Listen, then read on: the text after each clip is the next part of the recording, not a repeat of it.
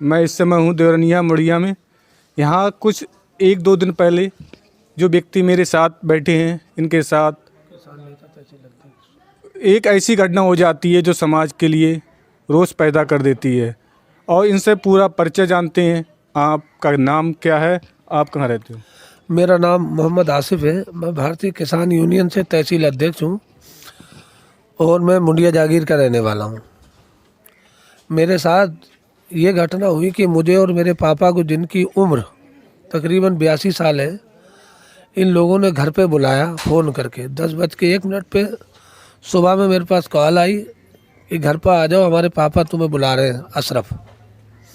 उनके लड़के ने मुझे कॉल की।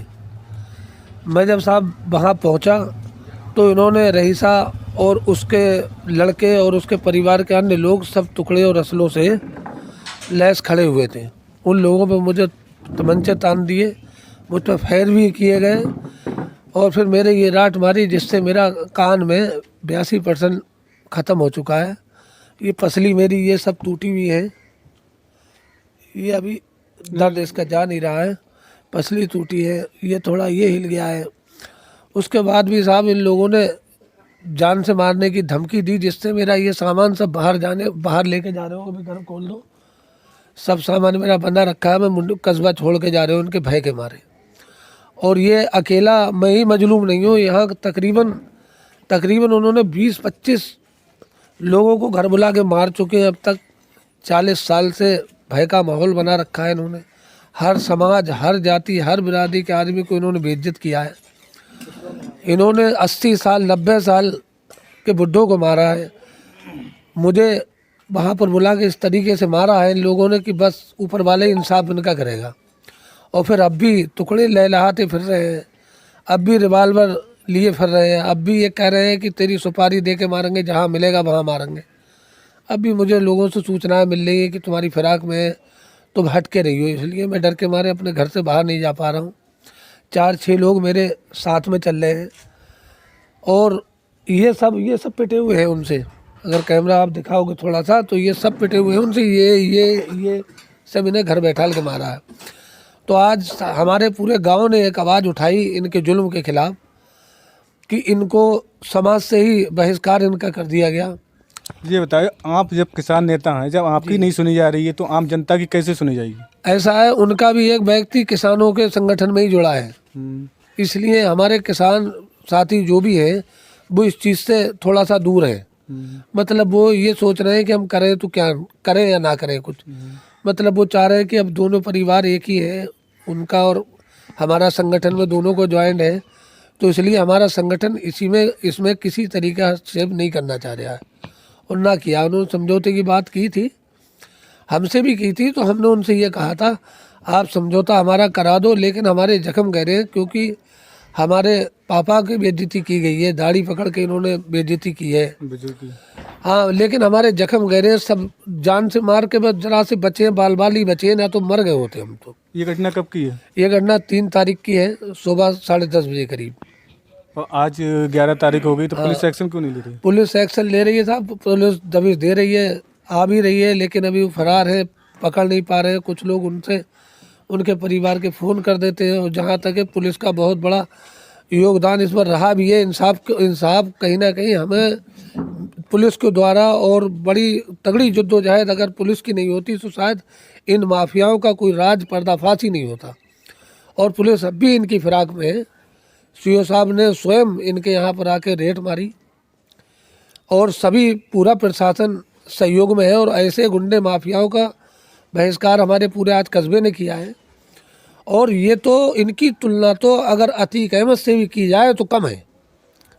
मतलब अतीक अहमद ने इतने जुल्म नहीं किए होंगे जितने इन लोगों ने जुल्म किए। आप बता रहे हैं इनने कई आपके गांव के आसपास के सबके लोगों के साथ वारदात कर चुके हैं। इन्होंने गर्भ के बच्चे मार दिए। यहाँ मेरे पास सबूत है, पर्याप्त सबूत है। अगर कोई विवेचना या जांच आए तो मैं यहाँ कम से कम 1500 आदमी उनके खिलाफ खड़े होकर गवाही देने को बहुत तैयार है, जिन्होंने हामला औरतों के बच्चे पेट में मार दिए, उनके घर में घुस के लोगों को किसी के हाथ तोड़ दिए, किसी के पैर तोड़ दिए। और हमारे पूरे कस्बे में सीधा कस्बा है, आवाज़ उठाने की किसी की ताकत अब से पहले नहीं थी। आवाज़ ये नहीं थी कि ये 10 भाई हैं और इनके 50 सैकड़ों लड़के हैं और सब बहुत बहुत तगड़े हैं। अगर किसी ने आवाज़ उठाई तो इन लोगों ने वहीं जाके मारा। जैसे ही आवाज़ उठाई उसको वहीं मारा, थाने तक आधे लोगों को नहीं जाने दिया। कोई अगर थाने तक हिम्मत उसकी करी तो उससे जबरिया राजीनामा कर लिया। इन पर तकरीबन 10 मुकदमे दर्ज हैं, जो 4-6 मुकदमे दर्ज हैं। इन्होंने गोलीबाजी भी पीछे 2017 में गोलीबाजी भी की थी। इन्होंने यहाँ कम से कम 2-3 घंटा इन्होंने गोली चलाई थी। यहाँ इन लोगों से विवाद हो गया था, इनको घेर के मारा था इन्हें भी। तो हमारा शासन प्रशासन से हाथ जोड़ के बस यही कहना है कि हमें इंसाफ दिलाया जाए और ऐसे जो इस तरीके के क्रिमिनल हिस्ट्री वाले लोग हैं इनको जिला बदर किया जाए, इनको गैंगस्टर लगा के इन्हें जिला बदर किया जाए और इनके मकानों की जांच की जाए। इनके मकान सारे ग्राम सभा में घेर के बने हुए हैं। इनकी संपत्ति की जांच करी जाए कि इनके कागज़ कौन से घर के और कौन सी ज़मीन में है। ये अतीक अहमद से भी साहब ज़्यादा बड़े गुंडे माफिया हैं। अतीक अहमद अगर एक तरफ गुंडाई करते थे तो दूसरी तरफ लोग उनसे प्यार भी करते थे, कुछ लोगों की मदद भी करते थे। और ये तो सिर्फ गुंडाई, अत्याचार, जिसका आया हाथ तोड़ दिया, जिसका आया पैर तोड़ दिया, अपने घर बुलाया, मारने लगे। ये इनकी क्या एज 80-90 साल की है, इनकी उम्र पिटने की है इन लोगों की, जिनको वो मार रहे हैं। आज मैंने हिम्मत करके थाने तक पहुंचा, मैंने हिम्मत जुटाई, अपनी जान की बाजी लगाई। जान मेरी अब भी खतरे में है इन लोगों से, क्योंकि मुझे पता चला है कि इन्होंने सेटिंग कर रहे हैं मुझे मरवाने की। मेरी जान अब भी खतरे में है। आपने एप्लीकेशन दी है कि आपके जान खतरा है एसओ साहब या सीओ साहब के लिए? जी, मैंने एप्लीकेशन दी है, मतलब मेरी तहरीर दी है। इन पे 307 का मुकदमा भी कायम हुआ है। फिलहाल पुलिस अपनी कार्रवाई कर रही है और हम पुलिस की कार्रवाई से बड़ा संतुष्ट हैं। लेकिन साहब उसके अलावा ये भी हम कहना चाहते हैं कि साहब इन्हें जिला बदर किया जाए और इनका घरों की जांच की जाए। ग्राम सभा में सब मकान इन्होंने गुंडई से बनाया, आज भी कब्जे कर रहे हैं, आज भी बनने हैं, उनके अधूरे पड़े वो भी बना रहे हैं। मतलब इन्होंने 10 बीघा मकानों में अपनी जगहें बना रखी है। और इन हमारे साहब इंसाफ, और हमारे नहीं, इन मजलूमों को और मजलूमों के साथ भी इंसाफ हो। जिन लोगों संग में किसी का हाथ तोड़ा, किसी पेट में बच्चे इन्होंने हमल गिरा दिए मार मार के, किसी का मुंह तोड़ा, किसी की दाढ़ी पकड़ के मारा। तो साहब मेरा तो इतना ही कहना है कि हमें इंसाफ मिले और इनको जिला बदर किया जाए और इन पर गुंडा एक्ट लगा के इनके बाबा जी का बिल्डोजर ऐसे माफियों पर भी नहीं चलेगा तो फिर कैसे माफियों पर चलेगा। आप जब गए थे उस दिन तो आपके साथ कितने लोगों ने वारदात को अंजाम दिया था? उस दिन साहब ये भीड़ बहुत थी। फिलहाल इनके 3 लोगों के हाथ में तमंचे दिए, तान दिए थे उन्होंने। एक ने मेरे ये राट मारी, बाकी उसके बाद में भीड़ सारी आई। लेकिन हम किसी तरीके से, ये बीच बचाव में कई लोग थे, इन्होंने हमें जैसे तैसे करके बताया। बाद में इन्होंने रिवाल्वर, राइफल, तमंचे, बंदूक लेके हमारे घर पर आ रहे थे। 4 फायर भी इन्होंने किए वहीं पर अपने वहाँ। दहशत फैला दी थी? दहशत फैला दी थी। हमारे घर आ रहे थे, फिर पता नहीं क्या हुआ, लोगों ने समझाया कि भाई तुमने इतना मार लिया उसको कि आप जान से ही मार दोगे। तब किसी कारणवश ये हमारे घर का घेराव नहीं कर पाए।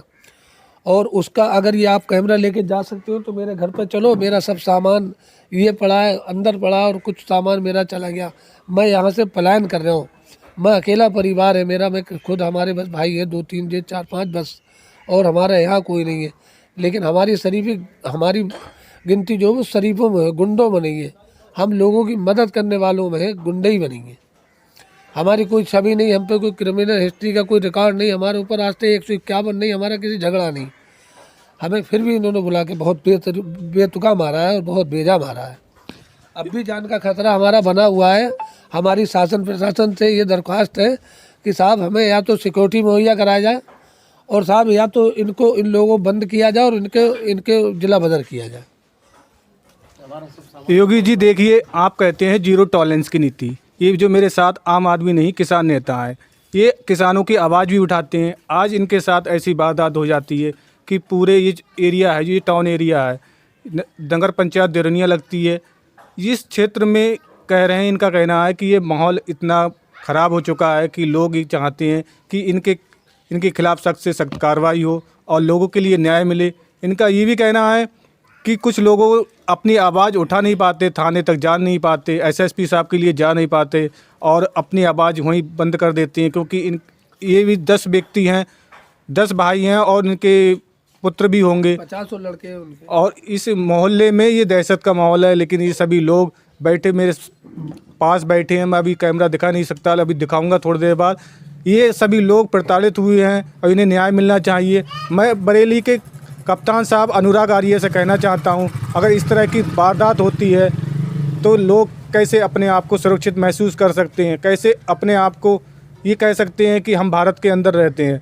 इसलिए सख्त से सख्त कार्रवाई की जाए और जो जांच में दोषी पाया जाए